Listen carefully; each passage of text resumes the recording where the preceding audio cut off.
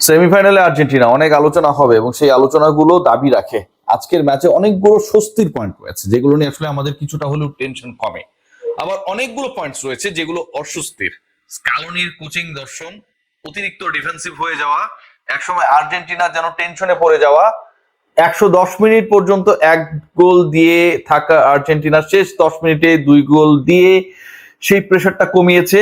অনেক ধরনের ডিসকাশনের পয়েন্ট রয়েছে, তবে সব ডিসকাশনে যাবো ডেফিনেটলি। দুটো পয়েন্ট আপনাদের সাথে আগে শেয়ার করে নেই। 1 নম্বর পয়েন্ট, বিশ্বকাপে সেমিফাইনালে যতবারই আর্জেন্টিনা গিয়েছে এখন পর্যন্ত কখনোই হারে নাই।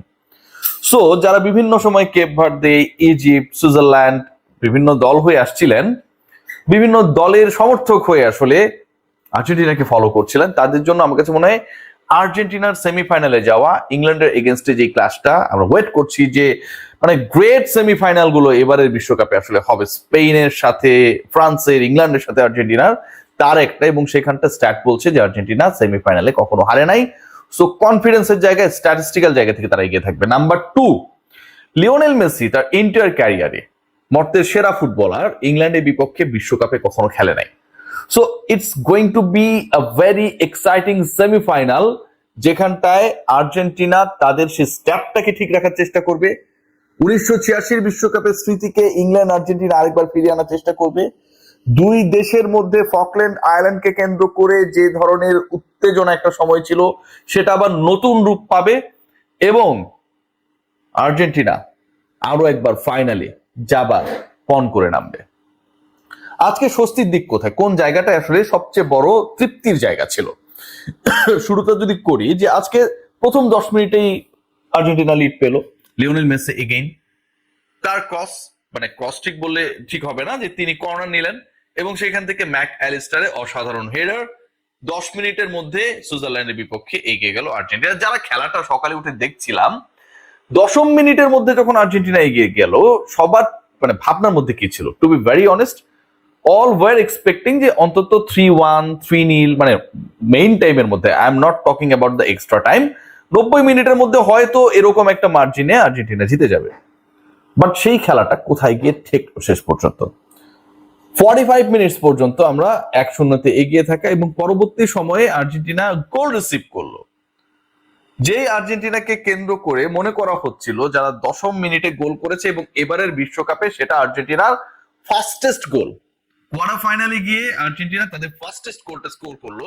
তার পরবর্তী সময় পুরো দলটা একদম shaky, super defensive, no creativity, no attack. 10 মিনিটে প্রথম গোল পাওয়া আর্জেন্টিনা, 110 মিনিট পর্যন্ত ওই এক গোলেই থাকলো। 10 জনে পরিণত, এমবোলো লাল কার্ড দেখে তার নাটক নিয়ে আলোচনা হবে মাঠ ছাড়ার পরে। সুইজারল্যান্ড 10 জনে পরিণত হবার পরেও আর্জেন্টিনা গোলের দেখা পেল না। Definitely it's a matter of tensed.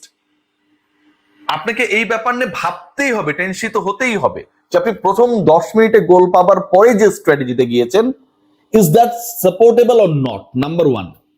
Number 2, আপনি পরের আরো 100 মিনিটে কোনো গোল পেলেন না, যেখানে একটা সিগনিফিকেন্ট নাম্বার অফ টাইম প্রতিপক্ষ Switzerland, they had only 10 footballer, 1 down, they were only defending that time. আপনি কোন স্কোর করতে পারলেন না।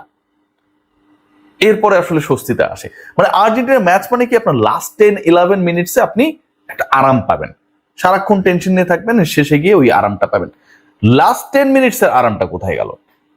Lionel Messi again in attack, match চলছে এক্সট্রা টাইমে, 111তম মিনিট, লিওনেল মেসি কিক করলেন, বল ফিরিয়ে দিলেন সুইস গোলকিপার।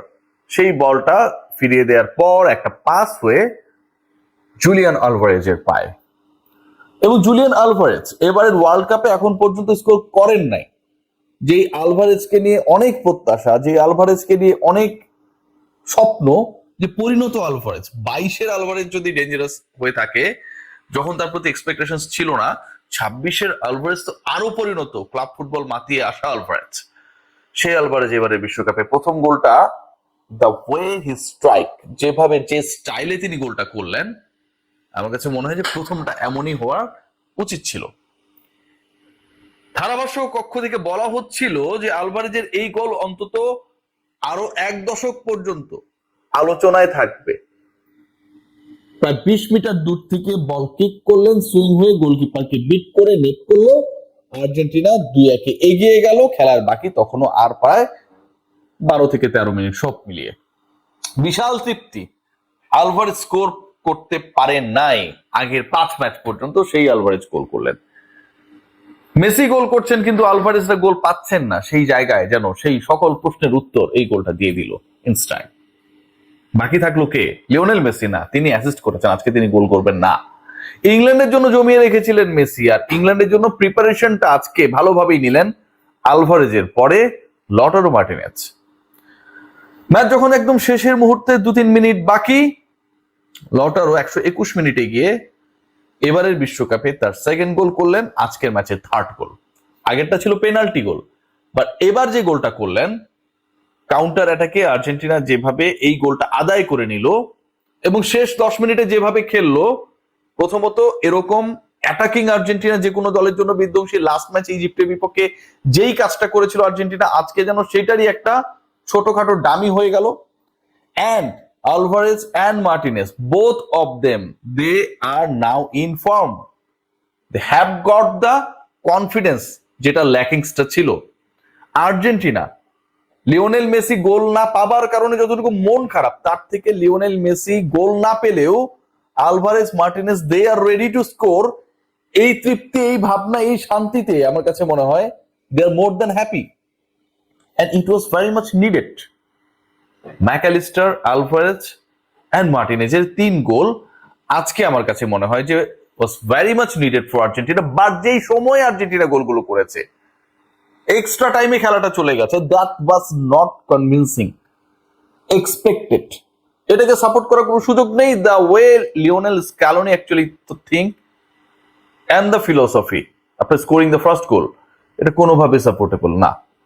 নাটক অনেক হয়েছে, নাটক করতে গিয়েই ইনফ্যাক্ট লাল কার্ড দেখেছেন, এবং সেই লাল কার্ডের কারণে একটা সময় সুইজারল্যান্ড 10 জনের পরিণত হয়েছিল। এই 10 জনের এগেইনস্ট আর্জেন্টিনা কি করতে পারে সেটাই করেছে, যা 11 জনের বিরুদ্ধেও তারা করেছিল। ওইখানটায় আমরা কোনো এক্সট্রা কোনো কিছু দেখতে পারি নাই। আলভারেজ মার্টিনেজের গোলের পাশাপাশি you have to praise Emi Martinez. আজকে যেভাবে কিপিং করেছে লাস্ট 5 গেমসে যদি দেখেন, দ্যাট মনে হচ্ছিল যে মানে তিনি কেন যেন শেকি, তার বডি চলছে না, রিফ্লেক্স প্রপার না। অনেক ক্ষেত্রেই যখন স্ট্রাইকার বা অ্যাটাকার বল নিয়ে সামনে এগুচ্ছেন, তিনি তার পজিশন থেকে সরছেন না, সামনে আগাতে চাইলেও বা মানে পারছেন না। এই যে অনেকটা স্টেডি একটা জায়গায় আমরা এমি মার্টিনেজকে দেখছিলাম, এবং যেটার জন্য আসলে তার বিশাল ফ্যান রয়েছে। আপনাদের আপনার Lionel Messi, Emi Martinez the most popular footballer of the team and effective one as well. সেই এমি মার্টিনেজ যেন আবার 2022-কে ফিরিয়ে আনলেন 26-এ। আজকে the way he kept, that was really fabulous.